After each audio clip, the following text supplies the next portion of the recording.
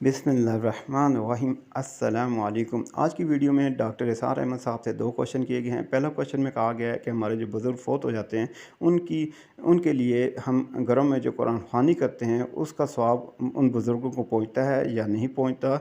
और दूसरा ये कि कब्र की ज़िंदगी कैसी है, मरने के बाद कब्र में इंसान ज़िंदा होता है या नहीं होता, आया उसकी लाइफ कैसी गुजरी होती है। तो आए हम डॉक्टर एसार अहमद साहब की ज़बानी सुनते हैं कि कब्र की लाइफ कैसी है और हमारी जो कुरान ख़्वानी होती है उसका सवाब बुज़ुर्गों तक पहुंचता है या नहीं पहुंचता।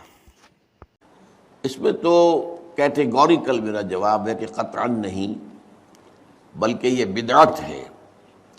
यानी ये बजाय आपको कोई सवाब दिलाने के उल्टा जो है आप पर गिरफ्त हो जाएगी। ऐसी कोई चीज़ सहाबा से साबित नहीं है। और हमारा दीन वही है, मा अना अलैहि व अस्हाबी। रसूल ने फरमाया जिस चीज़ पर मेरा अमल है और मेरे सहाबा का है, दीन तो असल में वही है। जहाँ तक ईसाल सवाब का ताल्लुक़ है, इसमें हमारे यहाँ ज़रा काफ़ी मुख्तलिफ आरा मौजूद हैं। मुझे इस राय से इत्तेफाक है कि माली अगर कोई इबादत है उसका सवाब आप अपने किसी फौत शुदा बुज़ुर्ग को मुंतकिल कर सकते हैं। मतलब आपने किसी बेवा की कोई मदद की है, किसी यतीम की कोई मदद की है, किसी दीनी काम में पैसा लगाया है, कोई सदक़ा जारिया शुरू किया है खिदमत खल्क़ के लिए वगैरह वगैरह, तो उसकी तो जो है उसके सवाब को मुंतकिल किया जा सकता है कि अल्लाह इसका सवाब मेरे वालिद या मेरी वालदा के मुँह को पहुँचा दे। जिस्मानी नहीं, आप नमाज पढ़ के कहें इसका सवाब, या रोज़ा रख कर कहें कि इसका सवाब, या ये कि आप कुरान पढ़ कर कहें, ये आप ही को सवाब होगा। आप खुद पढ़ेंगे आपको सवाब होगा। अलबत्ता ऐसे तमाम अफ़आल के बाद जब आप अल्लाह से दुआ करेंगे, ये नहीं कहेंगे कि मेरे इस फ़ेल का सवाब मुंतकिल कर दे, ऐ अल्लाह मेरे वालिदैन की मग़फ़िरत फरमा। तो ये कोई नेक काम करने के बाद जो है उस दुआ की तासीर जो है वो बढ़ जाती है। बस इस पहलू में इनडायरेक्टली उसका एक ताल्लुक़ बन जाएगा। वरना ये कि वो इस तरीके से बच्चों को बुलाना और पढ़ाना और ये जो है सोयम में करना और कुरान ख़्वानी की महफ़िल, ये सब बिदअत हैं और ये दर हकीकत दीन में इजाफ़े हैं और इनकी कोई हकीकत नहीं है। देखिए, इंसानी ज़िंदगी के ये तीन दौर हैं। हयात दुनियावी जो हमारी पैदाइश से शुरू होकर और हमारी मौत पर ख़त्म हो जाए, फिर हयात बरज़खी मौत से लेकर क़यामत के दिन तक, और फिर हयात उखरवी है क़यामत में रिज़रेक्शन के बाद से वो ज़िंदगी जो है जो जन्नत या दोज़ख की है। इसमें इन दोनों ज़िंदगियों के बारे में तफसील से कोई बात करना बिल्कुल गलत है और इससे फितने पैदा होते हैं। ज़ाहिर बात है कि कब्र, जिस्म तो कब्र में रहता है, इसमें तो कोई शक ही नहीं है। रूह कहाँ जाती है?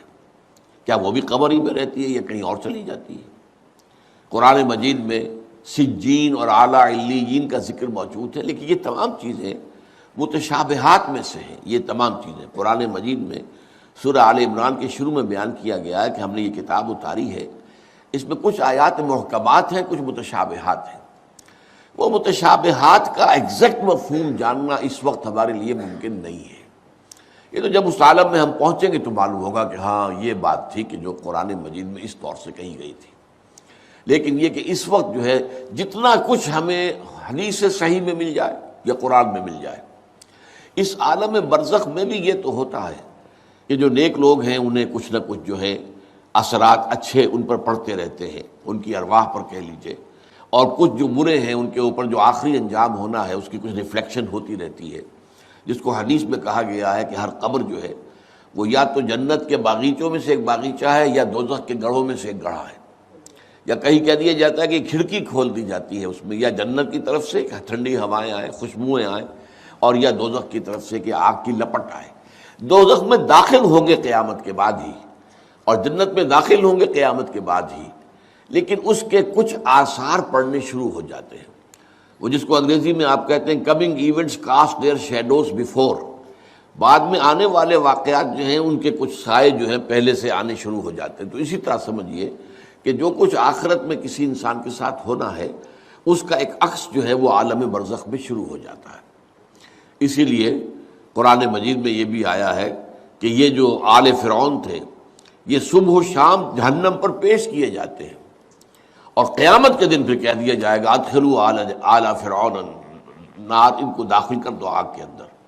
تو یہ اس حد تک، باقی یہ ہے کہ تفصیل میں جانا، ہاں ایک رائے ہے، یہ شاہ ولی اللہ دہلوی رحمۃ اللہ علیہ کی ہے، اگر ان کی رائے نہ ہوتی تو میں اسے بیان بھی نہ کرتا، لیکن یہ کہ وہ ایک بہت بڑے محدث اور بہت مفکر اور دین کے فلسفے سے بہت بڑے واقف انسان تھے۔ انہوں نے کہا کہ جو اولیاء اللہ ہوتے ہیں، اللہ کے نیک بندے، اللہ کے بندے، ان کے انتقال کے بعد ان کی روحوں کو بھی اللہ فرشتوں کے طبقہ اسفل میں شامل کر دیتا ہے۔ یہ فرشتے ہیں نا، اس وقت بھی موجود ہیں، ابھی شاید اگلے ہی جمعے میں وہ حدیث جو ہے اس کا بیان آئے گا کہ جب بھی کسی گھر میں، اللہ کے گھر میں کچھ لوگ اس لیے جمع ہوں کہ اللہ کی کتاب پڑھیں اور سمجھیں اور سمجھائیں، تو ان کے اوپر فرشتے گھیرا ان کا ڈال لیتے ہیں، اور ان پر اللہ کی طرف سے سکینت نازل ہوتی ہے اور رحمت نازل ہوتی ہے، اور اللہ ان کا ذکر کرتا ہے فرشتوں کے پاس، دیکھو میرے بندے، تم کہتے تھے یہ فساد مچائے گا، دیکھو یہ بھی تو ہے نا جو میرے کلام کو پڑھنے کے لیے میرے گھر میں جمع ہیں۔ تو فرشتے ہیں موجود، ہم میں سے ہر ایک کے ساتھ 2 فرشتے موجود ہیں۔ تو یہ فرشتہ اسفل ہے، سب سے نیچے، جو دنیا کے کاروبار کو چلانے میں اللہ تعالیٰ کے سول سرونٹس ہیں، پھر اس سے اوپر کے فرشتے ہیں، اس سے اور اوپر کے فرشتے ہیں، پھر مقربین ہیں جو اللہ تعالیٰ کے قریب ترین فرشتے ہیں۔ لیکن یہ کہ ملائکہ کے طبقہ اسفل میں شامل کر لیتے ہیں تاکہ جو کام اللہ تعالیٰ ملائکہ سے لیتا ہے وہ ان سے بھی لینے شروع کر دیتا ہے۔ لیکن ہمیں یہ اجازت نہیں ہے کہ ہم فرشتوں کو پکار کر کہیں کہ اے فرشتے، اے جبریل، اے میکائیل، یا فلاں، اے منکر، جو یا میرے جو ہے کرامن کاتبین، میرا یہ کام کر دو، نہیں، یہ شرک ہو جائے گا۔